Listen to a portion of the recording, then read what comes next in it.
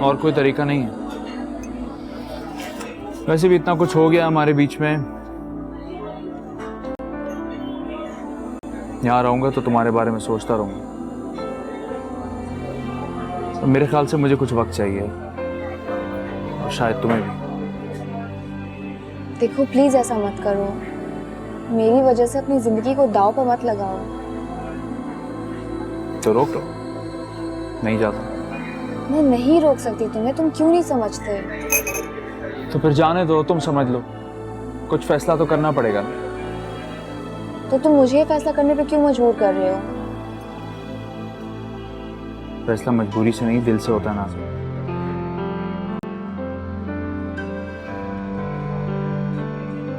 मेरे पास अब दिल नहीं बचा।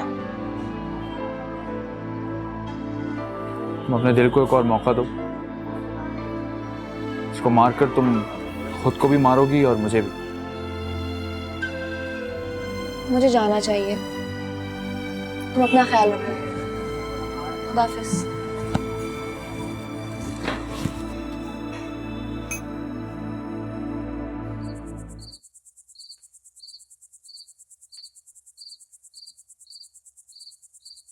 तुम दोनों अमेरिका नहीं जा रहे? नहीं। लेकिन क्यों? मोइज़ भाई का तो ये ख्वाब था ना, वापस अमेरिका जाके जॉब लेना। जो कल ख्वाब था ज़रूरी नहीं कि हकीकत में पूरा हो जाए और उसे कबूल कर लिया जाए। ये कैसा फ़लसफ़ा है? फ़लसफ़ा नहीं है, रियलिटी है नाज़िया। मोइज़ अपने अब्बा को इस हालत में नहीं छोड़ सकता, और छोड़ना भी नहीं चाहिए, क्योंकि फिर मैं शायद उसकी इज़्ज़त ना कर सकूं। जैसे भी हैं उनके अब्बा ही है ना, उनकी जिम्मेदारी है। हाँ, ये भी ठीक कह रही हो। उन्हें अपनी सज़ा इसी दुनिया में मिल गई। मेरा बड़ा दिल दुखता उनके लिए, जो कभी किसी को खातिर में नहीं लाते थे, अपनी बीवी को जलील करते थे, अपने बेटे को बदवाएं देते थे कि वो उनके टुकड़ों पे पल रहा है, और आज उन्हीं दोनों के रहमो करम पे हैं। अपने मुंह से एक निवाला भी खुद से नहीं खा सकते। मैंने और मोइज़ ने तो उनको दिल से माफ़ कर दिया। वो काबिल रहम है, काबिल नफ़रत नहीं। पता है, फहद की अम्मी ने मुझे कसम दी है कि मैं शहबाज से शादी कर लूँ। फिर क्या, ये नामुमकिन है? मैं शहबाज से शादी करके ये प्रूव कर लूँ कि मेरा उसके साथ अफेयर रह चुका है, और उसी की वजह से फहद। ये मैं नहीं कर सकती। मैं फहद को धोखा नहीं दे सकती। नाज़िया, फहद गुजर चुके, तुम जिंदा हो। तुम्हें अपनी जिंदगी के लिए बेहतर फैसले करने का पूरा हक है। देखो, शहबाज तुम्हें कल भी चाहता था और आज भी चाहता है। उसकी मोहब्बत अभी भी सच्ची है। अब मैं उससे मोहब्बत नहीं करती। चलो अंदर। झूठ। तुम अपने आप से झूठ बोल रही हो, मुझसे भी। तुम कल उससे इतना चाहती थी, आज भी तुम इतना ही चाहती हो शहबाज को। अंदर क्यों भाग रही हो? जवाब दो मुझे, क्या तुम शहबाज को चाहती हो?